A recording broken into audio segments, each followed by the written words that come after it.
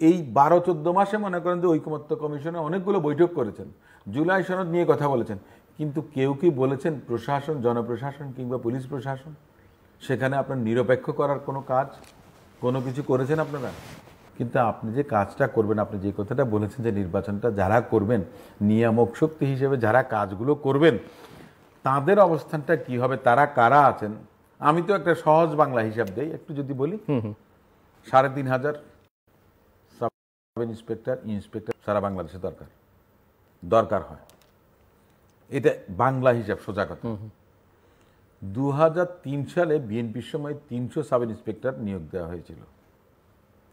2005 সালে 850 sub inspector নিয়োগ দেওয়া হয়েছিল।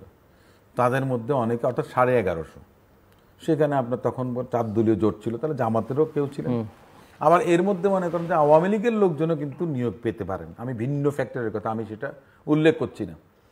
এর মধ্যে আবার আওয়ামী লীগ যখন ক্ষমতায় এসছে অনেককে চাকরিচ্যুত করেছে। ঠিক আছে, ধরে নিলাম 1000 জন আছে, কিন্তু আওয়ামী লীগ যে নিয়োগ দিয়েছে 8,500 ইন্সপেক্টর, সাব ইন্সপেক্টর আছে। সারা বাংলাদেশের থানাগুলো যদি চালাতে হয় তাহলে ইন্সপেক্টর, সাব ইন্সপেক্টর এবং ওসি লাগে 3,500। কারা তারা? বাকি যে আমি কয়েক হাজার আছে তারা কারা? সিভিল প্রশাসনের কথা বলেন, মানে আমরা জনপ্রশাসন যাদেরকে বলি, তারা কারা আছেন? ওনারা যদি ইলেকশনের সময় কোনো ধরনের অপকর্ম করতে চান, আমরা যেটাকে বলি যে সূক্ষ্ম কারচুপি হয়েছে, ইলেকশনে ম্যানিপুলেশন হয়েছে। এর মধ্যে আমি আরও একটা জিনিস বলি, জামায়াতে ইসলাম, ওনাদের কিন্তু অনেক বড় স্টেক আছে জনপ্রশাসনে। ওনারা শুনতে আমার কথাটা হয়তো পছন্দ করবেন না, দর্শকরাও অনেকে পছন্দ করবেন না, বাট বাস্তবতাটা এটা যে ডাকসু নির্বাচন হয়েছে, সেখানেও বলা হয় যে লুঙ্গির নিচে কারা ছিলেন। এই ধরনের গুপ্ত সংগঠনের রাজনীতির সঙ্গে যারা জড়িত ছিলেন তারাও কিন্তু আছেন।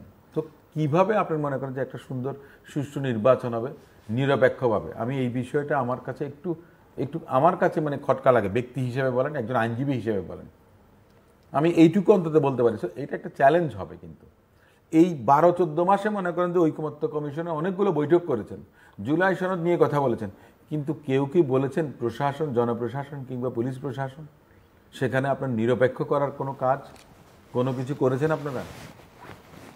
3,500 ইন্সপেক্টর এবং ওসি সারা বাংলাদেশে, তাহলে কারা আছেন সেখানে? তারা যদি স্যাবোটেজ করেন তাহলে আপনি কিভাবে আপনি মনে করেন যে উত্তরণের পথটা আপনার কোথায়? এটা আমি নাগরিক হিসেবে, একজন লয়ার হিসেবে, এটা আমার নিজের ব্যক্তিগত অন্তর্দৃষ্টি না। আমি বলবো যে এইটা আমি কিন্তু যতটুকু আমি পেরেছি আমি খোঁজার চেষ্টা করেছি যে একটা নির্বাচন এত সহজ না।